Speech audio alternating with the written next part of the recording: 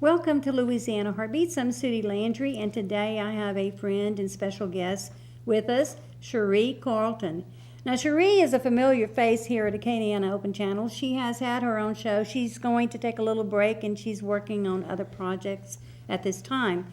But I have her here today because she also makes some of the best homemade candy.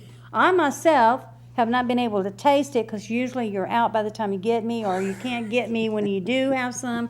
But she has gone through so many stages of letting people know about her homemade candy that now Cherie agreed to come on the show today and share with you people out there what it's like and what you have to go through and give you some very important information that maybe you do not know.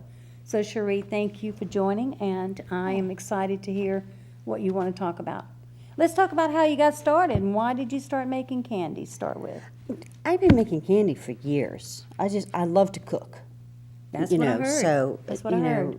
I just love to cook, and I love to share what I cook. Okay, I've heard that. And it's such a blessing to have something that you do well, and have somebody pick it up and taste it, and you see their eyes close and the bliss cross their face. That's special. Sounds good. So, and the praline recipes that I have, I make 6 or 7. This is all original recipes of yours. These are Okay. my recipes that I have developed over the past 30 years. Okay. And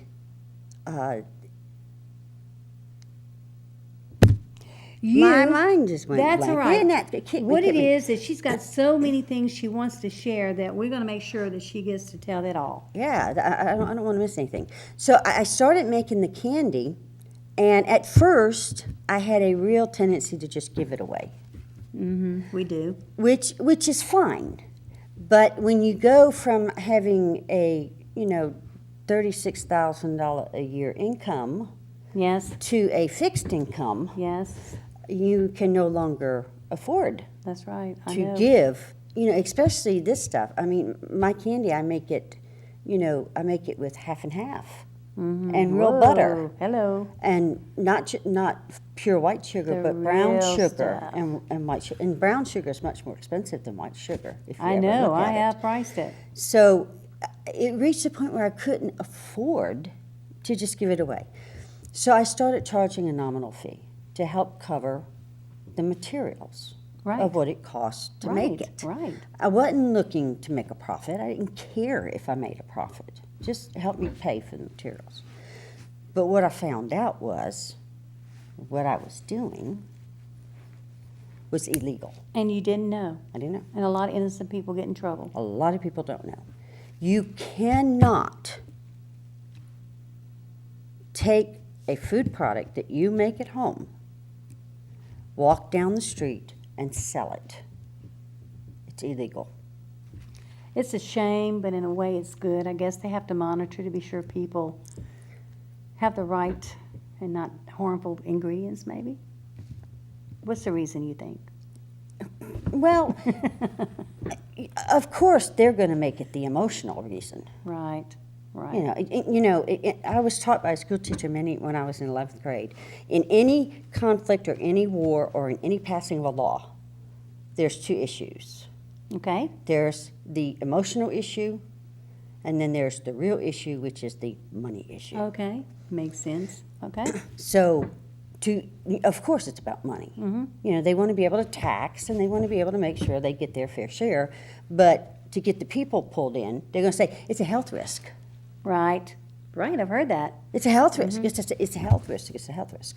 Okay, which goes back to one of the problems I've had trying to sell the candy. Okay. Or getting licensure to sell candy So or sell it. you're sharing the steps of what you went so, through. So this is what happened. Okay, I found out I was illegal selling the candy. So I said, okay, I'll go get my label, the legalized label.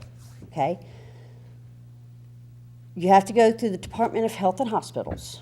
Wow. To get your a label. When you go into a store and you pick up any product, there's a label. Okay, there are specific things that have to be on the label in a specific order in a specific place. Wow. It's almost discouraging if you're not really sold out on what you're doing. And they don't have a diagram for it. Okay? For instance, you know that your ingredients have to go on the bottom, right? Okay. Your weight has to be in the bottom fourth No. of your label. Wow. Your weight cannot be in the top half Well, of your label. rules. Big rules.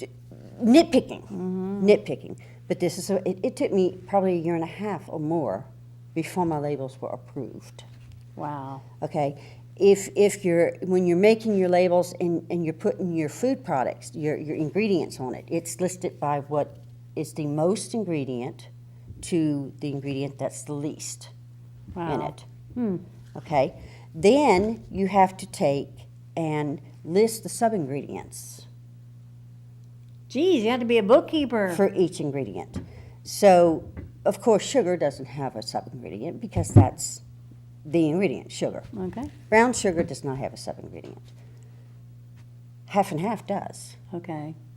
So you put half and half in parentheses. You have to put all the ingredients that are in half and half. And that's just the label. That's just that's just the Wow. ingredients. Ingredients. Then the butter, of course, has ingredients. So if you Wow. put butter, you have to put in parentheses what's all the ingredients in butter. Wow. Okay, so it's a very involved, very specific nitpicking Trying. process Aggravating. there. Process there, especially since they don't have a diagram of this. Why they can't have a diagram that says, okay, this goes in this area and this goes in this area, Really? but they don't. Fill in the blanks would be nice. Exactly. Right. Exactly. Okay. And then the guy here, the man here who deals with it, he's not even the one who's approving it. It has to be sent to Baton Rouge. Oh, wow. And it's the guy in Baton Rouge. So even though they email it back So and before forth. you could even start making your candy, you're already making it. Now you're finding out how to make it legal, and every step, it sounds complicated. They No? make it more complicated than Yeah. it needs to be. They really do. But that's government, right? Right. Okay. Right. So that's one challenge, is getting your label, okay? Then your next challenge is to decide whether you want to register as a business or not, Right. okay? I did not want to be a business. I just wanted to sell a few pralines here and there. So I did not want to be a business, so I chose not to be a business, Okay. okay? This is the problem I ran into in choosing not to become a business. Really? Buying your ingredients. Okay? You got to get them from somewheres, right? Right. You don't get them from just anywheres, though. Okay? If you're making a product, a food product that you're going to be selling to the public, you want to be able to protect yourself. And this is what I mean here. If I go to Walmart or Sam's and buy my sugar, my butter, and my half and half, and make a bunch of my pralines and put them out there, Okay. okay? And one of those products has a health risk that's associated to it. And they do a recall Oh, wow. on that ingredient, Oh, no. okay? Which is happening Yes, more and I know. more. I've been if you noticing. think about over the last 3 years, there's been a lot of it. A lot. Okay, so if I make this and I have a recall on one of those ingredients, Walmart and Sam's do not inform their customers that there's been a recall. Uh-oh. Okay. Why?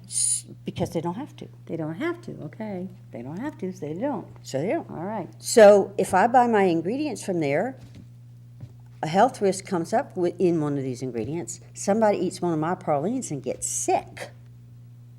Guess who's liable? Naturally, you. Me. Wow. And I can get the pantsuit off of me. Wow. All right. So who do you buy the ingredients from? Right. Who? Who do you buy? Okay. You buy your ingredients from wholesalers Okay, so you have to. because wholesalers have to inform their customers if there's been a recall on an ingredient that they've used. So you have, Because they have to recall it. okay. They have to come get it from you. That was helpful Or information. they have to come, call you and say, bring this back. So that was good information. So that, okay. But, But, here we go. here we go with another but. Yeah. Here goes another problem.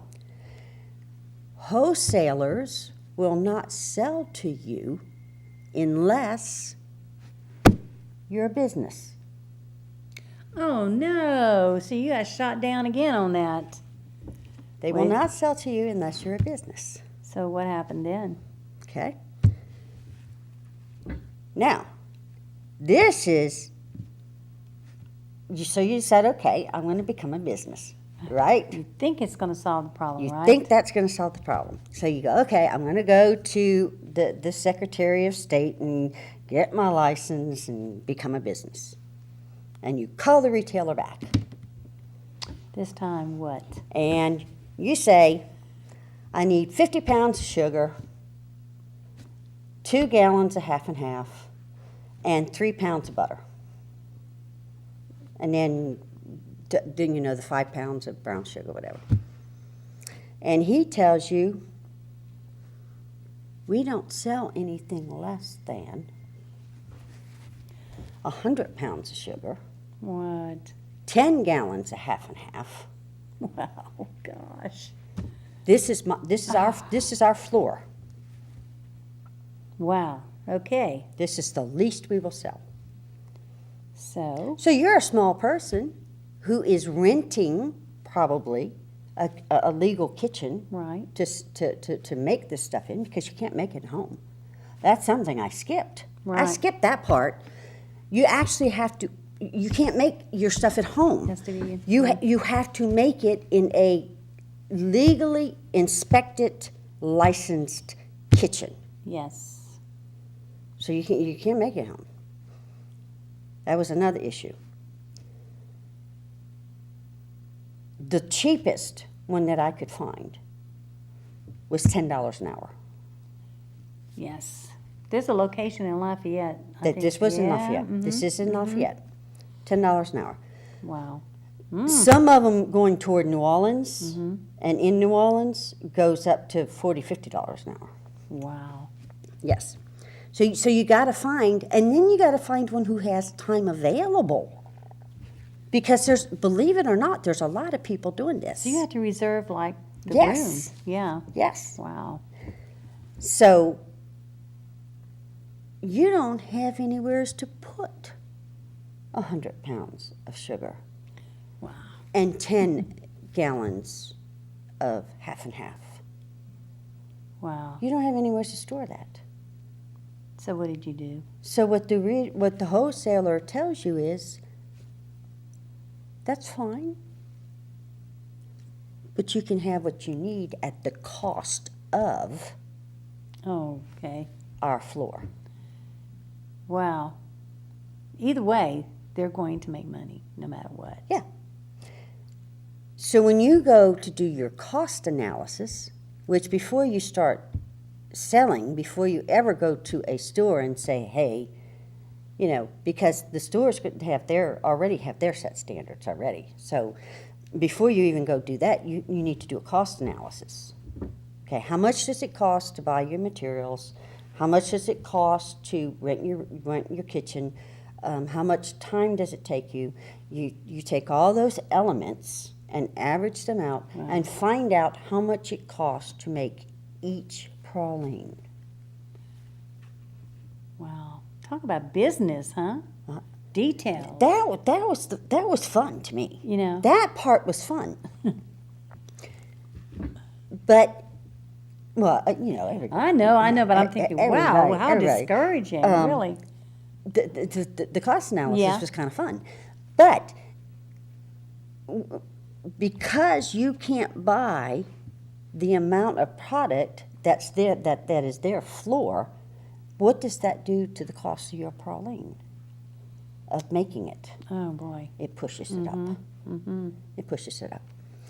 So you're competing with other candy companies who can pay the floor, Right.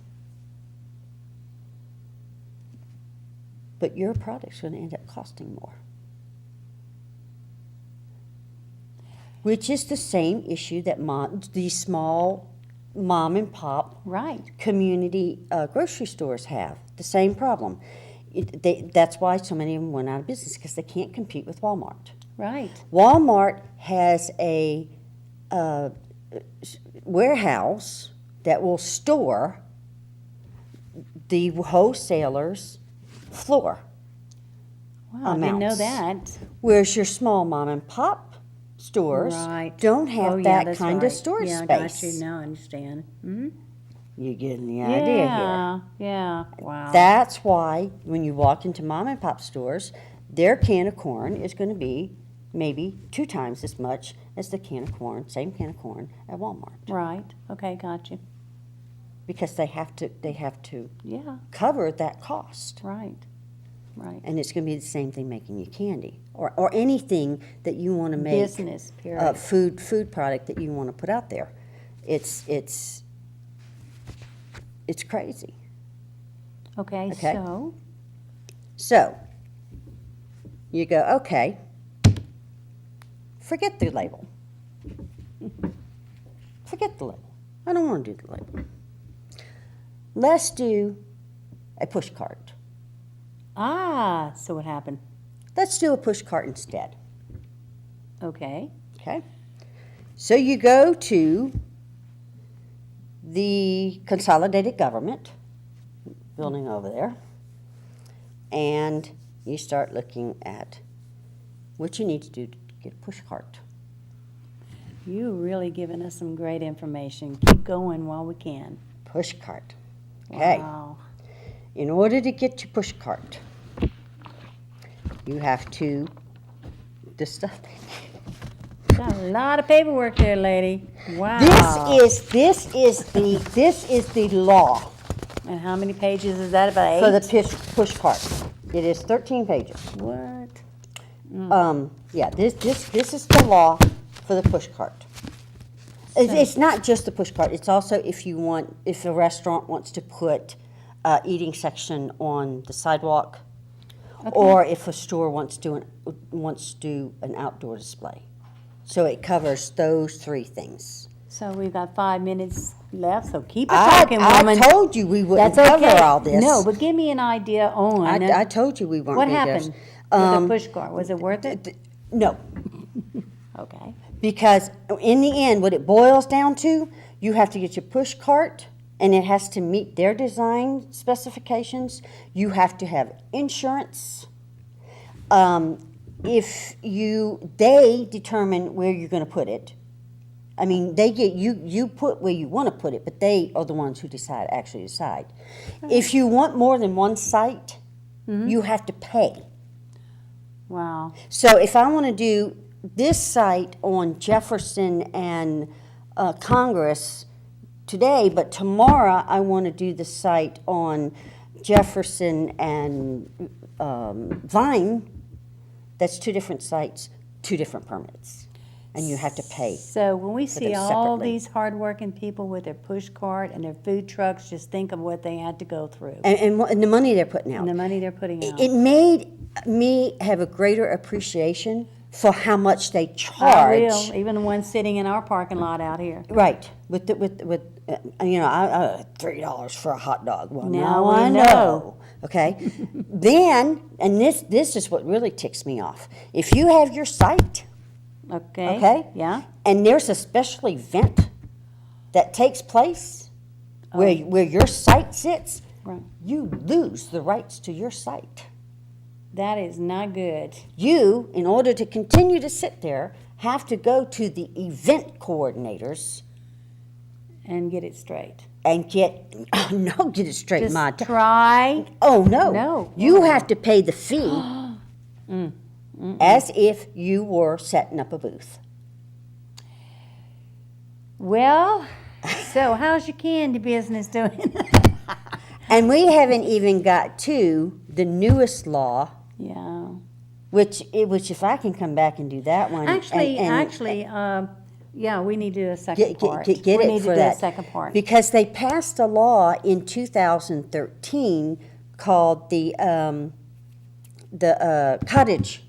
home cottage law. Okay, yeah. And it's another law to supposedly help Oh, yeah? Okay. people have a small business with Yeah, food. what we're gonna do is, there's so much that she's got to cover. I think it's very informative. I really think we need to finish up on that. And if we don't have time to do another show after this, then we can schedule for you to come back and finish talking about what we started. So, what can we maybe share with them in the last, say, 3 minutes of the show, and then we'll pick it up on the next show, part 2. This is part 1 of homemade treats. There will be a part 2 with Cherie Carlton. It's a very frustrating process. It's a very, and I'll just So say you this. either do it legal and just almost be driven crazy, or you join forces with somebody who has all these licenses, the storage. No, places. oh, no. Can you do that? Can't do that either? Oh, no. Do not buy You either have a push cart. Okay. There is no sharing. Okay. What about putting your product in a store that's already got all this storage spot and all these licenses? Can you actually legally, with your labels, put your product in their store with some kind of contract? Well, yeah, that's a whole complete different story. We need to talk about that in the next show. Yes. Okay. That's a whole nother complete story. Okay, so We didn't get that far. we need to cover it all. It might be part 3 before it's over. We didn't get that Seriously. far. Okay, so But yes, you can. well, that'd be Doing this, that'd this, be this, and encouraging this. in that second part show or that third part show, whatever. Okay, so I have stores who are waiting for me to get my candy well, to there's them. encouraging news. There's a silver lining Yes. in all this dark clouds right now. So what we're covering today is just you are sharing with people what you learned as you tried And the to get your laws business behind and the it. laws behind it. And what the laws say, the specificities of the laws and all that. That's it. That's it. Because it's And that is not my telephone, so hello. It's mine. I admit it. Okay. She told me to turn it off. I just forgot. That's okay. That's okay. That's who we are. We have to be normal. Okay. So they haven't come in here yet and told us to finish the show. So what else can we share? Oh, how about this? What is this for? This webpage that you got written down there? This is this is the site, the www.LafayetteLA.gov/LUS is where you find the cottage food law. Okay. Okay. And then there's another website. And next time we can do that, we can put the websites up where they can actually, Okay. where Well, they can since we're going to actually be closing the pull show up, let's up just. the laws. Since we're going to be closing the show up right now, then I'm going to go ahead and close out and. They can email me Yeah, at my email, and I can give them the sites. Okay, so that's what I'm going to say. Right Yeah. now, we've had part 1 of homemade treats, and this is Cherie Carlton. And what it is that she is sharing so much information that we're going to break it down into another show, which will be part 2. But if you have any questions on anything that you have heard her say on this show, please feel free to email her at her email address. And since we don't see it on the screen, would you repeat it again? It's newstarrising21@gmail.com. He put it back up. Look at that. Oh, look at there. Thank you. Well, But let me say something real quick. If you're selling them on the street without a label, in no circumstances is it legal to sell your candy on the street. Under no circumstances. and there will be more about that later. And thank you for tuning in. This has been Louisiana Heartbeats. It's on every Tuesday night, Cox Cable 16, and it just might be you or Cherie that we're showcasing. We are here to inform you of what's going on, and I think you'll be interested in waiting for part 2 of homemade treats. Thank you for watching. Good night.